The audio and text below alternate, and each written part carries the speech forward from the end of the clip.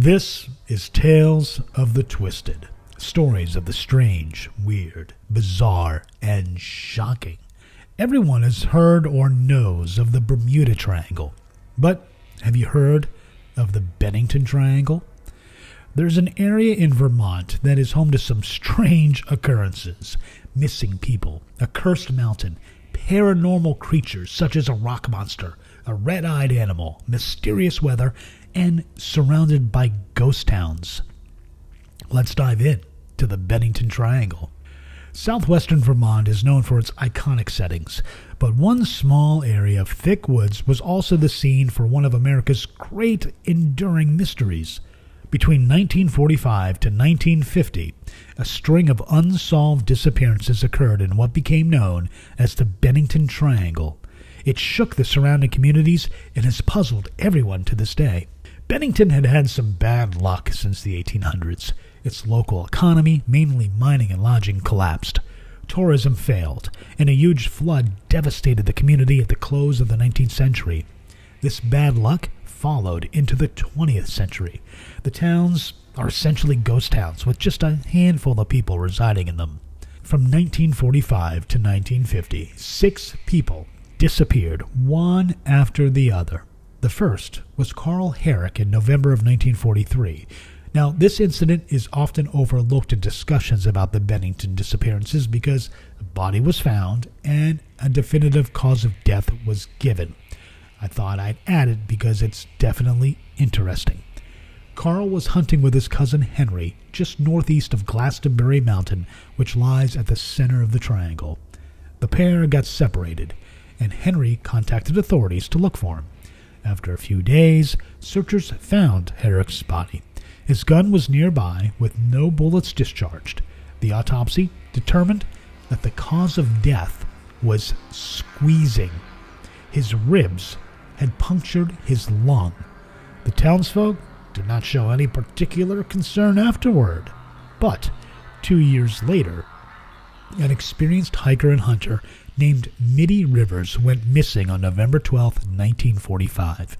The 74-year-old was guiding a group of 4 hunters on a mountain trek. He was very familiar with the trail as he had walked it multiple times. However, after going ahead of the group at a spot called Hell Hollow Brook, he was gone. Firemen, local volunteers, and eventually the U.S. Army searched for Rivers for over a month. The only clue they found was one rifle cartridge. No body was found, and the case still remains unsolved. A year later, in 1946, an 18-year-old student at Bennington College named Paula Jean Weldon told her roommates that she was going to the Long Trail for a hike. A local man named Louis Knapp gave her a ride, dropped her off just a few miles from the trail. On arriving, she spoke with some hikers before she ventured off on her own. She was last seen on December 1st, wearing a red coat. Keep that in mind. A 4-week search led by her father and the police began. However, all leads became dead ends. With no hope in sight, Paula's father believed that she might have had a secret boyfriend with whom she either ran away with or who killed her.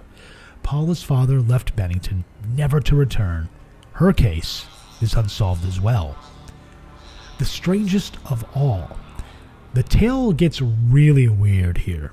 Exactly 3 years after Paula's disappearance, to the day, a 68-year-old World War II veteran named James Tedford disappeared on a moving bus.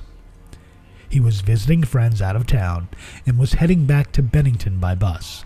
14 passengers confirmed that he did not get off the bus before Bennington and was actually sleeping throughout the trip. His belongings were still on the seat. To this day, there is still no explanation for his disappearance, unless all the witnesses thought wrong or all 14 of them were lying. On October 12, 1950, 8-year-old Paul Jepson was with his mother while she worked on their family farm. She left her son in the pickup truck while she fed the farm's pigs for about an hour. When she returned, he was gone. He was last seen wearing a red coat, just like Paula Jean Weldon. An immediate search of the farm and surrounding area was conducted. A police bloodhound followed the scent to a crossroads where it eventually faded. The trail was in the general direction of Glastonbury Mountain, which Jepson was obsessively talking about for several days before his disappearance. Police theorized that a passing motorist could have whisked Paul away as he tried to reach the mountain. However, the case went cold, and there were no more developments. More than 2 weeks after Paul Jepson's vanishing, 53-year-old Frida Langer, an avid hiker, met a similar fate. She and her cousin, Herbert Elsner, were hiking a few miles from Glastonbury Mountain at the Somerset Reservoir. After getting wet from falling into a creek, she went back to the campsite to change. Herbert stayed behind to wait for her on the trail. When Frida did not return, Herbert reported her missing. For the next 2 weeks, 400 people scoured the area extensively. 6 months later, her body was found just a few miles from the campsite. Coroners could not determine the cause of her death because, the corpse's accelerated decomposition.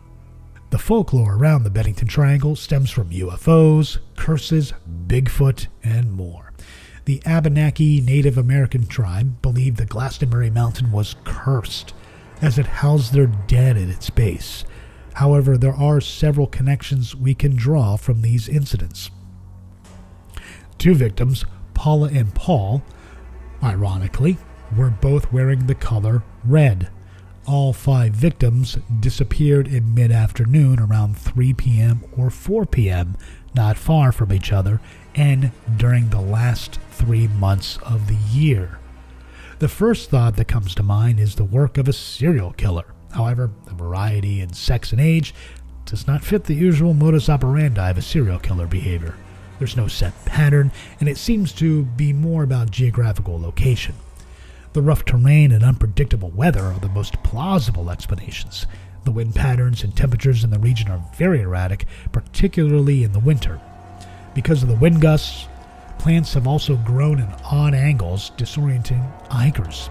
Now, it's possible that that's the case because in 2008, Robert Singley got lost in heavy fog and spent the night in the woods, huddled around a small fire he made. He luckily made it back to his car in the morning. Others might have succumbed to hunger, thirst, and hypothermia, but then why aren't there any bodies or clues? The second most popular theory is that hikers fell down unmarked mine shafts and wells. Considering how remote the area is, if the hikers fell down one of these shafts, no one might ever have found them. A third, less plausible theory is an animal attack. The area contains cougars and black bears, but eastern cougars are extremely rare and 60 years ago were even rarer. They might have vanished entirely from the New England area for some decades around that time to begin with. That aside, cougar attacks are unusual, and while black bears have killed people on rare occasions, there has never been a serial killer black bear. Now we fast forward to modern times. On September 17, 2019, the remains of a New York resident, Jessica Hildebrand, were found near the Somerset Reservoir. Police determined that her death was a homicide. No leads have turned up about her killer. She was nicknamed, get this, Red, by her family and friends. In August 2021, Joseph Schernig was found in his truck at the Somerset Reservoir with a self-inflicted gunshot wound. He had been missing for several weeks. His truck was also red. Despite the variety of circumstances, the color red still remains consistent. And with little in the way of evidence, paranormal theories concerning the case have taken hold. For those interested in the paranormal, such theories dovetail with other more recent odd occurrences in the Bennington Triangle area. One theory is the man-eating rock. No one alive has seen this dangerous anomaly at Glastonbury Mountain. Native Americans knew of it and warned people away.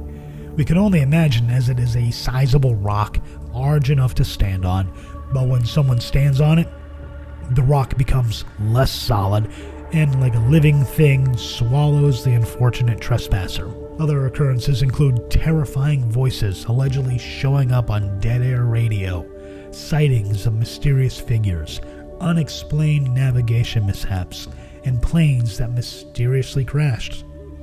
All of this leading to the lore that is the Bennington Triangle. Thanks for listening to Tales of the Twisted.